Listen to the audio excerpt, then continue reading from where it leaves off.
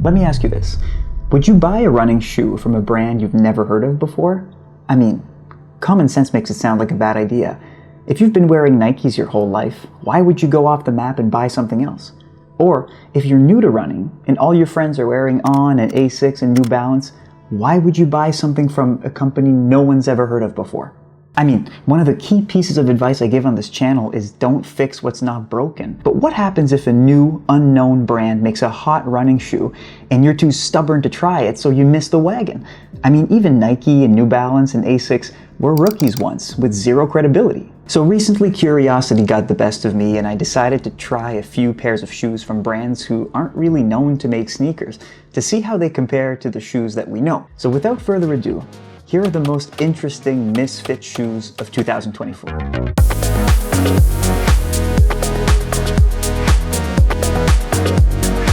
Okay, so the first one we'll feature is the Rabbit Dream Chaser.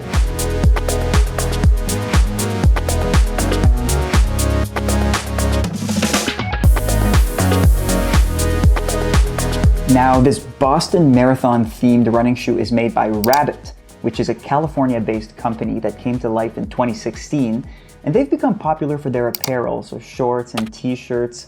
They're kind of like a Lululemon situation in that they've only entered the shoe market this year.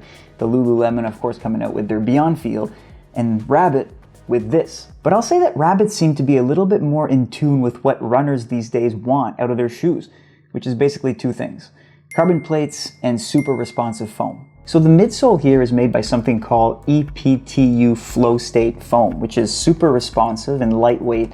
And on top of that is this Blue Maca insole, which is made by this company, Blue Maca. It started making insoles in 2021 and can be found mostly in cleats and court shoes and now running shoes. And kind of a cool thing, these insoles are actually made out of the recycled material of the EPTU foam. So kind of neat. And then things get a bit weird.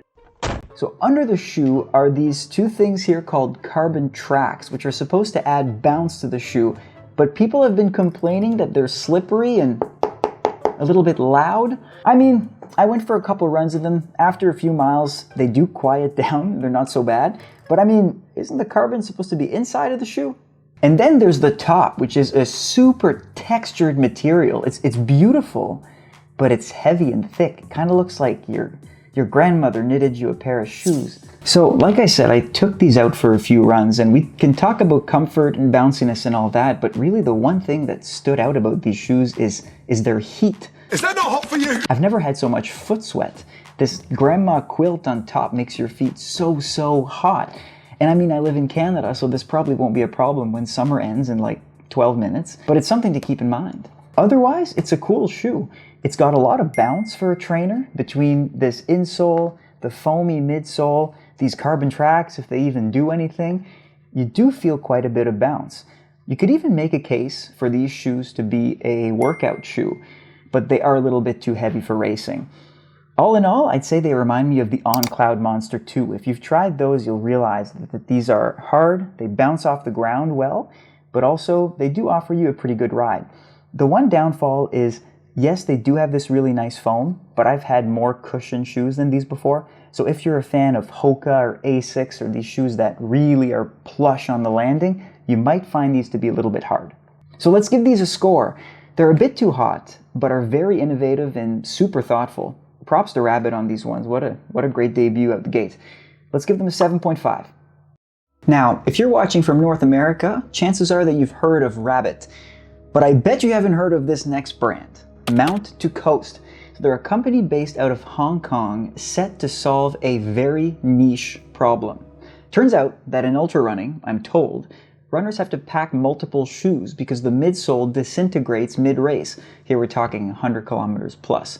Now, Mount to Coast supposedly went to work on this problem and hired an R&D team of shoe experts that used to work at Nike, Brooks, and New Balance to develop what they call an ultra-marathon friendly shoe. In fact, two of them, the S1 and the R1.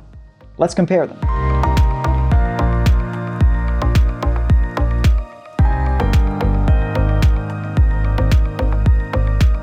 So you can see here that the R1s are a little bit lighter and are meant for slightly faster running.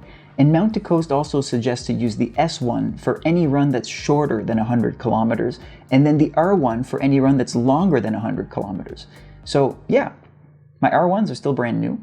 Jokes aside, I felt very curious to try these shoes, even if I don't have any aspiration to run a 100K race anytime soon, because I think they have the makings of a good training shoe, even if you're into the roads or shorter races that have nothing to do with ultras. Let's look at how they're made. So they have this responsive go-flow midsole geometry that guides the stride, and then the S1 in particular really feels like it props your foot into place. And then they have this polyurethane zero sag midsole that prevents degradation during runs, so that's the durability factor. And then my favorite part is that light cell midsole, which is the company's proprietary foam. Essentially, Puma foam infused with nitrogen. It's lightweight, it's bouncy, and it's actually a good litmus test to see if a company is serious about making running shoes when they have their own proprietary foam. So just the fact that they have their own thing inside of this shoe makes me excited about Mount to Coast and curious to see what they come up with next. So recently I took each pair out for short spins, so nothing close to 100K. It also didn't help that I was coming back from an injury when I was testing these, so I actually think that a lot of their magic is lost on me because I only tried them for short runs. Now, here's what I noticed.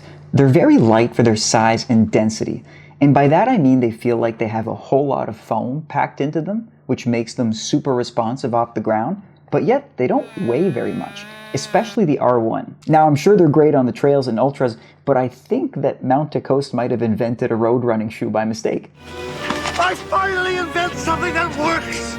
And they're also tried and true in the elite ranks. So earlier this year, Justin Montague used the R1s at an 854-mile trail race in Scotland called the Jogle, and he won the race, breaking the record by 40 seconds.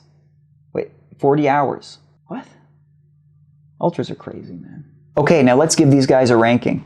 I'll give them collectively an 8 out of 10 because I was impressed by how sleek they are, how bouncy they are. Apparently, they're very durable. I'm giving them a little up rank because I know that I haven't tried them in their true capacity. So 8 out of 10 for Mount to Coast. Okay, number 3, the Tracksmith Eliot Runner.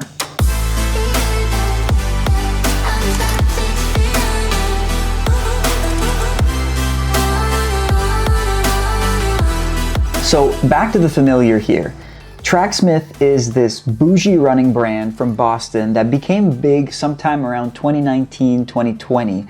And they make this gear with this like really New England type feel that people are buying for a whole lot of money. Some people call it the cultish brand of running. The old one has awakened! And through all this time, they hadn't made a running shoe, so I was super excited to try this out. So this is Tracksmith's first proper training shoe, and the price point is wild, but the other metrics like weight and heel to toe drop are somewhat average.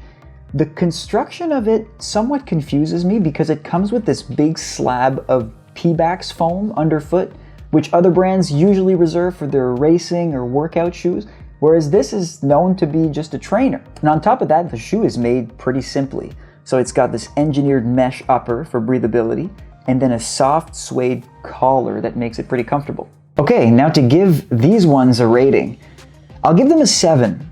And that sounds a little bit high for shoes that I don't even like to run in, but they do have a few redeeming qualities. So yes, they look good, they're comfortable to walk in, and I applaud the name choice. Tracksmith, I see what you're doing. Maybe not intentionally, but I think intentionally. Eliot sounds a lot like Eliot. Connect the dots? And that's it. That concludes our review of the weirdest misfit shoes of 2024. Which one do you like most? Let us know in the comments. I'm considering doing a more in-depth review of one of them. So keep me posted and you might find out more about these. But no chance that I'm running 100K in the R1s, don't even ask.